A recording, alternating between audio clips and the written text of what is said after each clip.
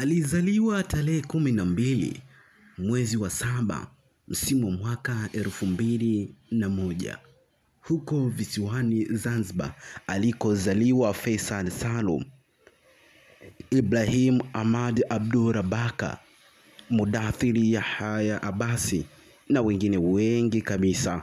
Mwamba huyu ana urefu wa mita 1.82. Nafasi yake uwanjani anacheza kama golikipa. Wako magolikipa wengi kuwahi kutokea ulimwenguni, lakini huyu mimi napenda sana kumuita golikipa la kafu. Je, unajua ni kwa nini? Sio tu ile michomo ya Aziz Ki, hata yule Kibu Denis mwamba huyu anaichomoa. Unamjua ni nani? Na huyu si mwingine, ni miongoni mwa wachezaji kuwahi kutokea nchini Tanzania na katika ligi kuu ya NBC Premier League.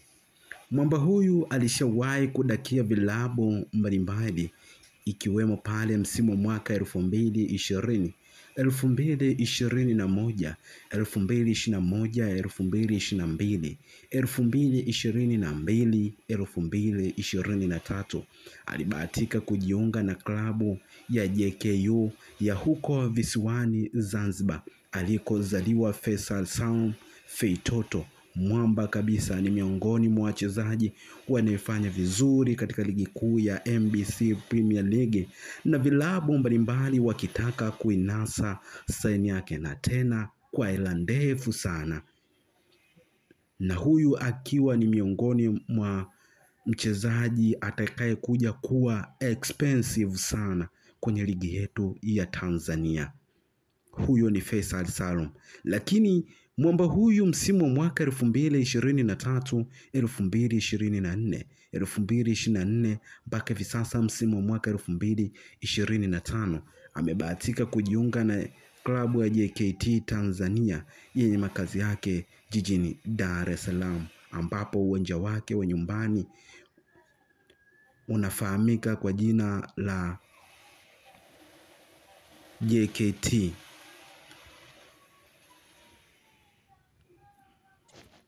Meja Jenerali Isamuhyo. Lakini pia mwamba huyu amebahatika kuitwa katika timu ya taifa, yani naizungumzia national team ya Tanzania. Ilikuwa tarehe 25 mwezi wa 3 msimu mwaka 2025. Ni miongoni mwa wachezaji wanaofanya vizuri sana katika ligi kuu ya NBC Premier League. Je, unamjua ni nani? Na huyu si mwingine, ni Suleiman Ayubu. Ni miongoni mwa wachezaji wanaofanya vizuri sana kwenye kikosi cha JKT Tanzania. Kila lenye mwanzo alikosi kuwa na mwisho. Usisahau ku like, ku share na ku comment ili uwe wa kwanza kujipatia nyakala mbalimbali za wachezaji, lakini pia na vilabu mbalimbali. Hii ni Simulizi Zahiri TV.